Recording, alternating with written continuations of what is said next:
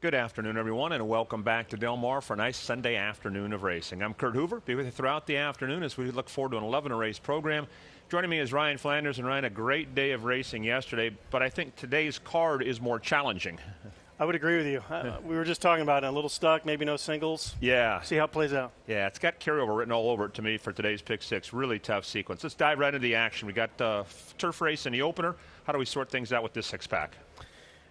Well, I'm going to side with number 3, Call Me Sir, from Mark Glatt, Kent Desormeaux. They teamed up on Friday for a nice win with Navy Bell, who broke my heart. I had the horse that ran second at 30-1. Don't worry, I'll get over it. But I do like Call Me Sir. I tend to fade these runners that come back for a tag, but I'm hoping that they're trying to put one over here. This horse has been working at San Luis Ray Downs, hasn't been seen for 8 months, but maybe they can hide a little bit, get into that starter allowance condition and rattle off a couple of wins, because one angle that I really love is that maturity angle. This horse, again, hasn't run in quite some time, but those were 2-year-old speed figures. So if you're a speed figure guy, I like to use them as a barometer. I think this one's going to move way up. We've got 4 runners here coming out of that same race on August 7th. I didn't think a whole lot of that race for one reason. I used Timeform US pace figures, and that race was a real back down. The horse that made the lead had every right to get tired. I don't think a whole lot of that leader. And a couple of the others I thought just had perfect trips because they kind of backed into them that day. So, and those would be Earned, Not Given, and number 4, Tariff, the more logical runners, as well as coming in a little hot, the 1. So number 3 for me, I do have Tariff second. That's just kind of, you need somebody second. But if Call Me Sir is ready, I think he's going to win. Yeah, I had no strong opinion at all in the first. I picked it 4-1, but a race I'm not going to spend a lot of dollars on. Race 2 is one of our stakes races. It's the Shared Belief, named after a really nice horse. Scratch to 1, scratch to 2. We don't need to spend much time here. What do you think, Ryan? I'm actually going to take the 4. Okay. For a couple of reasons. One is the price. 3-horse field. This horse is going to be a big price. This horse has speed, and these jockeys, they tend to do funny things in these 3-horse fields. They're all going to want the lead. If Kyle Frey sends and this horse can make the lead, maybe he gets a little bit brave. He's tried better going longer. He hasn't done very well. But in a short field, he's never been in front either. If he can make the lead and get brave, I think he stands a chance. I know Citizen Bull is a need the lead type, or at least I think he is. And I believe Gaming is going to sit off the pace. So if Smooth and Cruisin' can make the top, who knows, maybe can go get to gate to wire at a huge price in a 3-horse field. Yeah, I went 5-3 again. Not a race I'm going to spend a lot of time. It's just not a gambling race, really. Third race is an intriguing race. Scratch 8, 12, and 13. I thought there were a lot of different ways to go here. What do you think here, Ryan? Well, I'm a pace handicapper. I think there's 3 horses in here that are going to show speed and hopefully, for me, set it up for a closer. Those being the 5 and the 7. Stanford Dropout, who has every right to win, has speed, gets blinkers, will be a blast-off for Ricky Gonzalez, as well as Jimmy Delivers, who got some pace relief last time, jumps back up in class today. I think we'll try and blast off. The number 3 horse, Blazing Heat, I wanted to pick, but I think that race is just a little bit weak. I think that horse has got to go too, because he's a little bit frazzled when in between. I think he's going to try and go from down in there. I think 3, 5, and 7 go. I'm going to take a shot with What a Gift for Dean Peterson, first-time starter. I love all 3 of these work patterns from the gate. We're going back to June 30th. We've got a fast gate work, a slow half mile right after that. To me, it shows talent, shows the ability to rate. If they go fast up front, I think What a Gift can close. Same with that August 4th work and the August 18th work. So first timer for me, What a Gift, I believe is 6-1 on the morning line. And then Cielito's Wish, number 9 for Louis Mendez, started off the meet cold. I just went back and looked. He's won 3 out of his last 6 races. So hot connections for Cielito's Wish. Very strange running line. You look at this running line, off slow, it's got to be right. Ryan, I was going to bring this up. I've been doing this for close to 40 years. I've never seen a running line like this. Eighth by a length and a quarter, 10th by 11, 6th by 5 and a quarter, 6th by 20, off slow, late run. I tried to watch a race. Not surprising I couldn't find a race. Nothing about the race makes any sense. It's the typical ship and win, give the horse a race, and then come for the real run here. And that's the horse I picked. I like the gate work. The horse is drawn outside. I guarantee the horse has more speed than he showed in Wyoming for our friend Omar Gamarama, who is also listed as each owner. I smell a rat here. I'm going to the 9 Cielido's Wish, right? I'm with you. I do see some quarter horse running lines in the Midwest that are just the most bizarre things ever. They're like 6 lengths behind and you get a half. It's like, okay, well, that didn't happen. Just say we don't believe that running line. Yeah, we don't believe it. No, we don't believe it. One of the horses I'd like to use the one, Fumano's Magic. Didn't break at all in the debut. Agreed. Just kind of ran around the racetrack, takes a drop in class, and is a price. So 9-1 for me with the Wyoming Flash coming in. 4th race, scratch at 3, Heber. Another good gambling race. It is. I think I've got a few chances with some prices here. I've got listed 7, 8, 1. Naismith for Bob Hess, Kyle Frey. That was a strong race last time. I know this is out of the condition. That was a non-winner 2 lifetime. But the winner of that race, Nation, was a huge dropper. He was dropping out of an optional 50. This horse made an eye-popping move through the far turn and then just flattened, or at least it looked like it flattened, against a better runner in Nation. The second place finisher, Broadway Union, came back to win out of the same level, was an easy winner that day. I think that's a live race. If you look into the PPs before that, was running against better as well. So number 7, Naismith for me. I do think there's some early speed in here. The 2, the 5, the 10, and the 12, all from different angles. I think things heat up on the front end. The 8, Shady Appeal, I think has a good look as well. It was absolutely loaded last time. I know you watch tape. Mm-hmm. Very rarely will you see a restricted claimer like this just hanging in there behind 2 runners with literally a quarter of a mile to go and then just finished up nicely. A little bit shorter, gets a little bit more ground today. And Western Avenue, the winner of that race, was a big dropper. I know because I loved him that day. He was dropping from, I believe, a 25 non-2. And then I sprinkled a little bit on the one who's coming out of that same race, who I thought ran huge in defeat as well. Circled wide, covered way more ground than he should have, and was a nice second to Western Avenue. Yeah, I thought a very good gambling race. I picked the 9 Zombo Bombo, first time off the claim for a small barn. What the biggest plus for me is Brian Beach, who's the agent for Kazushi Kimura, one of the best in the business as an agent, takes the call for a small barn and a 10 claimers. So I like Zombo Bombo from just off the pace. I thought last call Zondo will be tough. Craig DeLossi's been dropping horses into realistic spots. I think that's the case here, trying to cash out before the meet's over. So 9-10 for me in race number 4. On to the 5th, scratch 13 and 14. On to the turf, another wide open, good gambling race. Interesting. 5 furlongs on turf. I can't make the leader. I don't think there's a whole lot of speed in here at all. Potentially Moonlit Courage getting blinkers. Potentially from the inside runner, who we go, Can't Deal With It. And that's who I landed on, actually. Number 4, I believe that's Brian Pena, or is that Brian correct? Pena. It's spelled a little funny, but Brian Pena for Adam Kitchingham. This horse is bred to like turf. The Dam, Miss Deal or No Deal, started 12 times, 5 wins, 4 seconds, a third, banked over $230,000 exclusively on grass. Violence is more than capable as a turf sire, 13%, slightly above average. Chased last time, hasn't been seen since that 2-year-old campaign. I talked about that a little bit earlier. If this one is fit, absolutely can mature, and I think potentially makes the lead and makes the rail. Wildfire Princess is another one. I'm kind of 1-4-4-1 in here for Bob Hess, Umberto Rispoli.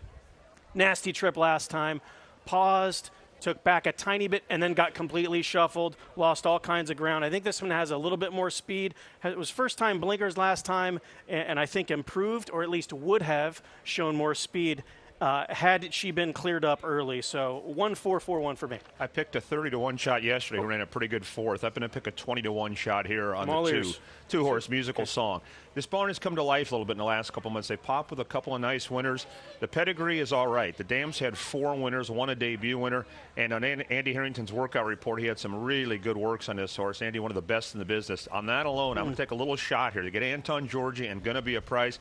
I thought Wildfire Princess would run better, too. She improved last time out. Rispoli rides, and it's come back with a good work for Hess. So 2-1. Try and blow it up in this afternoon's 5th race. 6th race starts to pick 6. Field of 9 maidens going here, and Baffert's got 3. Wow, a lot of pedigree to go through. Got a guy that helps me out a little bit, Clocker Laz, and he really likes Christofferson, so that was going to be enough for me. There's a lot of upside with a lot of these, top and bottom from a pedigree standpoint, but I've heard the 5 can run. I'm going to leave it there for me. First leg of the pick 6, is that right? So yeah, maybe I'll single. If I miss, I end up playing the pick 5. I ended up picking Falcon Jet, who's got experience. I thought he ran well both times, one of the 3 Baffert starters in here. Thought the 9 was intriguing. The Dams had 2 winners. They were cheap winners, but winners nonetheless. This horse worked in company with the Baltus that won nicely yesterday and held his own. So I'm going to take a little shot, 7 and 9 to kick off the pick 6. On to the 7th race, field of 10, fillies and mares on the grass. Another grab bag here. I'm not even sure who's going to be favored. This is a really difficult race. I'm going to land with number 8, I'm a Joker, for Doug O'Neill, Hector Berrios riding. This horse just never took a deep breath last time. I'm hoping he's not a marathon horse. That was at a mile and 3/8. So that cutback from 11 furlongs to 8 does concern me a little bit. The pace was hot that day. This horse was absolutely loaded. You look in the far turn, everyone's ridden. Everyone's ridden for their life. Hector Berrios is at the rail, getting a good trip, but literally just hasn't taken a deep breath. Never found room until it was too late. And then he just kind of chirped at him when she got out into the open and got a token ride on the way in. So number 8, I'm a Joker for me. If I was going to move anywhere else, it would probably be with number 3, Maya Kama for Jeff Mullins, J.J. Hernandez. Absolutely dawdling pace last time. Was way too far back. Did have a ground-saving trip, but when you're last in a field that just crawls around the track, you're never going to get it done. Did well, I thought, to split the field that day. A real challenging race. I thought you could go many different directions, so I like the way Giggle won last time out. Urton's got 2 in here, and I thought they both had a look. OK Rose comes off a good effort. I could see I'm a Joker. A lot of different ways to go for selection purposes. 1-7 for me in race number 7. 8th race kicks off the late pick 4. The 13 did not get in. Got a field of 12 going postward in here. Another grab bag race. All these races in the pick 6 are very similar, just very tough to sort out. This is a difficult race. I do like my horse, though. I think she's a 1 of 1. Love the name. Peter Miller, second time out. That's his go-to move. This horse has speed. I love the stretch out from 5 to 6. I think he gets overlooked often. When you have horses that are keeping pace with the leaders in 5 furlong races and they get that extra panel, they can really show up on the front end, is drawn well. I think there's really only one other horse that can beat this one to the lead, and that's Tiger Fire. But if she's a 1 of 1 can rate, I think is going to work out a nice trip no matter what. 11 on top for me. I did move to a first-time starter, Pretty Prance a lot, second. Isidro Tamayo, Gio Franco. I love these gate works. It's a light bulb moment for me when you have 3 works all from the gate and they're all quick. The others are kind of slow. I talked about that earlier. Shows talent, shows the ability to rate. And I'm not really fond of a lot of these other runners. Some get class relief because they need it, and some of the others that have had it, or at least have competed at this level, didn't impress me. I'm going to take a shot with the same horse you mentioned, the first-time starter, Pretty Prance. There's no pedigree there. The dam was unraced. This is the first full, but the workout reports are very good, and I think this 50 came up soft. I think that's a good spot for a first-timer. So Pretty Prance lot for me. I think Ride Elbow Ranch, intriguing name, will run better. Drops in for 50, is going to be fit, and in these maiden claimers, fitness such a big edge. I think she'll be running on late. So I went 6-5 to kick off the pick 4. On to race number 9, the co-feature. This is the Caesars Sportsbook at Delmore Derby. Grade 2 event, and I mentioned it earlier, Ryan, for pick 6 purposes, I thought Ironman Cal was a single off the trip he had last time. Well, the point is moot because Ironman Cal is not participating. They got 5 left to go. I'll land on the other Phil D'Amato runner, or he's got 2 others in here, but the Padre was the eBay bet of the day last time. He got it done for us, so we doubled up that day. I think he's going to win again today. I'm a little concerned about the pace. 5 horses. You never know what's going to happen up front. I'm assuming someone's going to try and sneak off, and it might be Freedom's Not Free with J.J. Hernandez, who tends to make good decisions when it comes to pace. But I thought the Padre was impressive last time. They crawled around the track. This one was with the outer flow. I thought kind of got almost a measured victory last time. He's going to be my top pick, and because it's so wide open, I'm not really fond of the others. I'll probably end up singling. Yeah, it's a tricky race, and you touched on the point I was going to make. The pace is a little murky here, and I think it really helps Freedom's Not Free. I think he's going to get a very soft trip up on the lead. I think he might be tough to catch. The Padre was impressive last time. I went 2-5. It's not the pace scenario favors Freedom's Not Free in race 9. Okay, 10th race. Kicks off the late double. Good race. Field of 8 set to go. Mark Glatt's got a couple contenders in here, a couple horses off the claim. How do you figure this one out? I'm going to land with number 1, Grubauer, for Tim Mechanic, ACL Spinoza. You know, it's a chili barn, which I'm not really fond of, but that'll be baked into the price. Has the potential to make the lead and get loose early. So that's what I'm going to be banking on with Grubauer. Terrible trip last time, dueled from in between. I had that track leaning as outward. I was 7-2 that day. Tired, hadn't been seen in a little while, possibly needed the race. If he's a little tighter and he can make the lead and clear off, I think he becomes dangerous. Number 7, Good with People, will be my second choice. There were 2 Mark Glatt runners that day. One was Wayne with the Brain, and the other was Good with People. I'm thinking maybe Good with People needed the race. He did run well, but Wayne the Brain also fired that day. They're both coming out of that same race on August 2nd. I think they potentially control the race up front, and I'm hoping one of them wins because I'm 7-1 or 1-7. Yeah, it's a good race. I went to the other Glatt, Captain Sparrow. I like the way Glatt's managing this horse. They took advantage of that really good rule, the waiver claim, which is now 2 times if you don't win the first time. So waiver claim, impressive win, and now Glatt protects the horse, which is a very positive sign for me. So I picked Captain Sparrow on top. It was a close call, though. I almost picked Shea Brennan. I don't think he'll be 8-1. I think he's going to get bet. I loved his last race. He got beat by Speedy Wilson. He ran lights out. He hadn't been out in a long time.